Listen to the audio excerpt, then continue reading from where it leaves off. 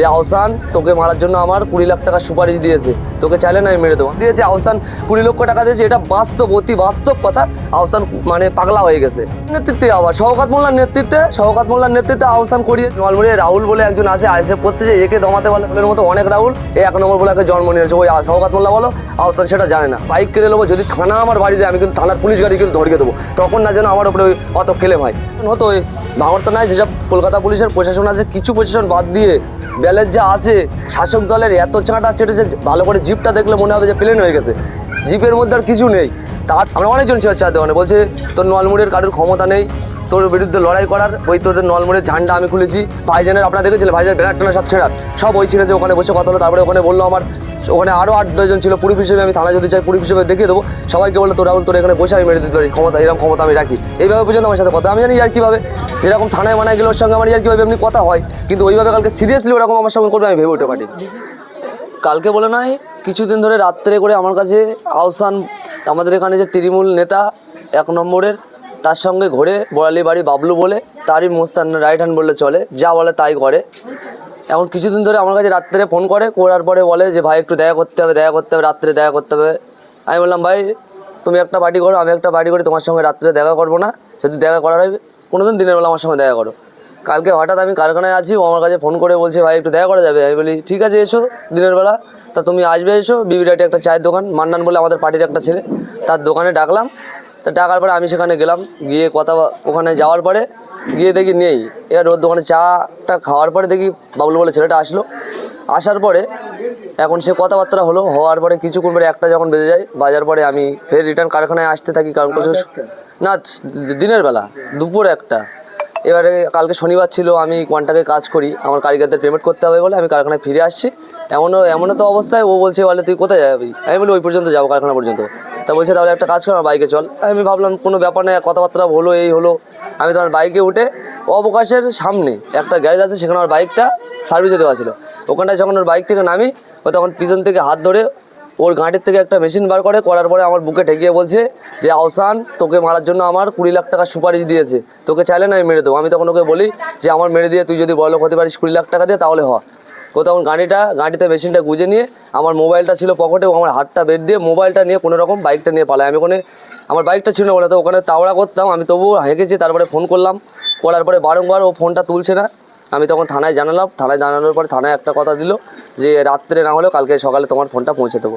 আজকে ভাইজান আসলো কিছুক্ষণ আগে, ফোনটা আমার থানার তৎপরতা দেখিয়ে থানা উদ্ধার করে আমার হাতে মোবাইলটা দিয়ে গেছে। এই যে দিনের বেলা দুষ্কৃতীদের দাবাদাবি ভাঙড়ে, তাহলে প্রশাসন কি করছে? প্রশাসন নীরবভাবে দেখছে। প্রশাসনের কিছু করার নেই। প্রশাসনের একটা অংশ বা প্রশাসনের একটা বড় একটা অংশ এইসব যারা তৃণমূলের যারা এইসব পাচাটার নেতা, যারা এইসব শয়তানি নেতা বা নোংরাবাজ নেতা, তাদের হয়ে কাজ করছে, তাদের সঙ্গে মিশে আছে। সেই কারণে প্রশাসনের না তো একটা কথা, প্রশাসন কলকাতা পুলিশ, বোম্বাই পুলিশ বলে, দিল্লি পুলিশ বলে, সব থেকে আমরা তো মনে করি পশ্চিমবাংলায় বসবাস করি, আমরা তো মনে করি কলকাতা পুলিশের মতো টপ পুলিশ হতেই পারে না। ওরা মনে করলে 1 ঘন্টায় একটা কেস 1 ঘন্টায় সলভ করে দেবে। আর এ তো একটা মোবাইলের কেস, ওদের কাছে হিসাব মতো ওদের লজ্জা, প্রশাসনের লজ্জা যে একটা ফোন উদ্ধার করতে গিয়ে আমার প্রায় 15 থেকে 16 ঘন্টা টাইম লাগিয়ে দিয়েছে। 2 মিনিটের কাজ এটা, 2 মিনিট। যদি অন্য কোনো প্রশাসন হতো, ভাঙর তো নাই, যেসব কলকাতা পুলিশের প্রশাসন আছে, কিছু প্রশাসন বাদ দিয়ে ব্যালের যা আছে, শাসক দলের এত চাঁটা চেটেছে, ভালো করে জিপটা দেখলে মনে হবে যে প্লেন হয়ে গেছে। জিপের মধ্যে আর কিছু নেই। তারপরেও যে ভাঙর থানার কিছু অংশের প্রশাসন যে তৎপরতা দেখিয়ে মোবাইলটাই 15-16 ঘন্টা পরে উদ্ধার করে দিয়েছে, সেই প্রশাসনকে বলবো এই যে কাজগুলো হচ্ছে সেই কাজগুলো আরও হবে না, আপনারা যদি তৎপরতা দেখান। হতে পারে যে কাদের নেতৃত্বে আবার শওকত মোল্লার নেতৃত্বে আহসান করিয়েছে। মেনলি ব্যাপার হলো এই যে ভাঙড় 1 নম্বর ব্লকে আপনারা বারংবার আমাকে দেখেন, ভাঙড় 1 নম্বর ব্লকটা এমন একটা জায়গায় আজকে পৌঁছে গিয়েছে, ওরা ভাবছে যে এই নলমুড়িয়ে রাহুল বলে একজন আছে আইএসএফ করতেছে, একে দমাতে পারলে দমে যাবে। কিন্তু ও জানে না যে রাহুলের মতো অনেক রাহুল এই 1 নম্বর ব্লকে জন্ম নিয়েছে। ওই শওকত মোল্লা বলো, আহসান সেটা জানে না। ওই জন্য বারংবার আমার পিছনে এটা নয়, এর আগে থেকে অনেকবার টার্গেট করেছে, অনেকবার ভিডিও থেকে শুরু করে প্রচুর জায়গায় মার থেকে শুরু করে অনেক কিছু করেছে, কিডন্যাপ পর্যন্ত করেছে আহসান। ভিডিও থেকে আমাকে তুলে। কি মনে আছে আহসান করতে পারে টাকা 20 লক্ষ টাকা দিয়ে ওকে দিতে পারে, সুপারিশ দিতে পারে? কি একটা এক্সাম্পল দেয়, যদি আমাদের তৃণমূলের আমাদের রিসেন্টলি সপ্তাহখানিকের আগে আমাদের আইএসএফের একটা ছেলে শুধু বল খেলা মাঠে খেলা দিয়েছে, আহসান এসে 80,000 টাকা দিয়েছে প্রাইজ মানিও বলে দেয় 15,000 20,000 প্রাইজ মানি, সেখানে 80,000 টাকা কে দিচ্ছে? কারণ হলো এই, সেই ছেলেটা একদিন আমাদের আইএসএফ করেছে, তার নামও বলে দিচ্ছি মাসুম বলে, বোয়ালি বাড়ি ছেলেটার, শুধু একদিন আইএসএফের হয়ে ঘুরেছিল, তাকে দিয়েছে 80,000 টাকা। তাহলে এতটুকুই ভাবেন যে আমাদের মতো নেতৃত্বের 20 লাখ, ও যে কথাটা বলছে 20 লাখ টাকা দেবে, বাস্তব কথা এটা। তাহলে মনে এর হয় আগে যে- হ্যাঁ, তাহলে মনে হয় যে আহসান পাঠাতে পারে। হ্যাঁ, অবশ্যই পাঠাতে পারে। তাহলে আহসান যদি পাঠাতে পারে, তার কাছে মেশিনও ছিল, তাহলে আপনাকে মারলো না কেন? মারলো না গেল, একটা কথা তোমাকে বলি, ব্যাপারটা হলো এই দিনের বেলা ছিল, আর যে ওই কারখানা, ওখানটায় একটা অশোকা কারখানা, যখন সিসিটিভি ক্যামেরা আছে, আমি প্রশাসনকে বলেছিলাম, ওকে আমি যখন ফোন করি বা প্রশাসন ফোন করে, বলে মোবাইল নিইনি, আমি একটা কথা প্রশাসনকে বলেছিলাম, স্যার ও যদি আমি যদি মোবাইলটা আমার ওখান থেকে গায়েব হয়েছে, আমার যদি সেরকমই মানে ওর কোনো রকম যে আমি ওকে ফাঁসানোর পরিকল্পনা থাকতো, তাহলে আমি ওখানে মাঠটাকে খালের মধ্যে পড়ে থেকে আমি বলতে পারতাম যে স্যার আমার এরকম এরকম করলো, আমার যেটা হয়েছে অরিজিনাল, আপনি আসেন এসে ক্যামেরায় দেখেন, ক্যামেরায় দেখে সব কিছু হবে। আমার মতে বলে একটাই সাইফুল বলে গ্যারেজ মালিক ছিল, আর ক্যামেরাটা ছিল বলে, না তো ও আমাকে কালকে অবশ্যই যা হোক একটা ক্ষতি করতো মোবাইলের উপর। চায়ের দোকানে যখন এসে বসলে তখন কি কথা হয়েছিল? তখন ওখানে চায়ের দোকানে যখন বসে কথা হয়, ও তখন আমাকে ওপেন বললো, আমি ছিলাম, মান্নান ছিল, আমরা অনেকজন ছিল চায়ের দোকানে, বলছে তোর নলমুড়ের কারোর ক্ষমতা নেই তোর বিরুদ্ধে লড়াই করার, ওই তোদের নলমুড়ের ঝান্ডা আমি খুলেছি, ভাইজানের আপনারা দেখেছিলেন ভাইজান ব্যানার টানা সব ছেড়ার, সব ওই ছেড়েছে, ওখানে বসে কথা হলো। তারপরে ওখানে বললো আমার ওখানে আরও 8-10 জন ছিল পুলিশ হিসেবে, আমি থানা যদি চাই পুলিশ হিসেবে দেখিয়ে দেবো, সবাইকে বললো তোর রাহুল তোর এখানে বসে আমি মেরে দিতে পারি, ক্ষমতা এরকম ক্ষমতা আমি রাখি, এইভাবে পর্যন্ত আমার সাথে কথা। আমি জানি ইয়ার কীভাবে, যেরকম থানায় মানায় গেলে ওর সঙ্গে আমার ইয়ার কীভাবে এমনি কথা হয়, কিন্তু ওইভাবে কালকে সিরিয়াসলি ওরকম আমার সঙ্গে করবে আমি ভেবে উঠতে পারিনি। লিখিত অভিযোগ কালকে আমি থানায় গিয়েছিলাম, থানায় যাওয়ার পরে রাকেশবাবু আমাকে বললো তুমি লিখিত কমপ্লেন, আমি লিখিত কমপ্লেন দিতে গেলাম, দেওয়ার পরে একটা নতুন মনে হয় এসআই ঢুকেছে, সে দেখি বিশাল মেজাজ হারাচ্ছে থানার মধ্যেই।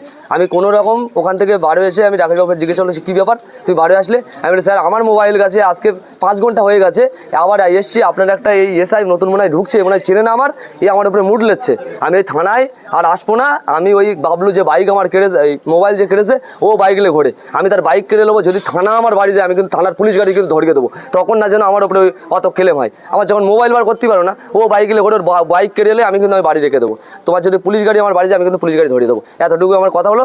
দেখলাম আজকে সকালবেলা মোবাইল থানা উদ্ধার করে আমার হাতে দিল, এতটুকুই।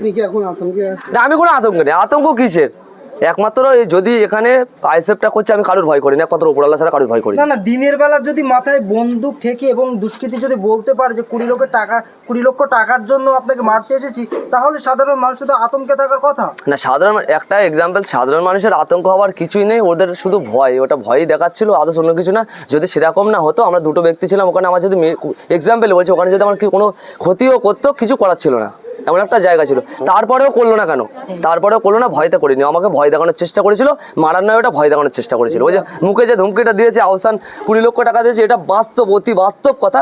আহসান মানে পাগলা হয়ে গেছে, পুরো পাগলা হয়ে গেছে, যে কাকে মারলে কাকে কি করলে 1 নম্বর পুরো মানে ভালোভাবে উদ্ধার করবো আর টিএমসি মানে ফুলফিল করবো, ও পাগলা হয়ে এখন ঘুরে বেড়াচ্ছে। ওই বাবলু বলে ছেলেটা, ও ভয়তে কালকে কোনো ক্ষতি করতো না, মোবাইলটা নিয়ে পালিয়েছে।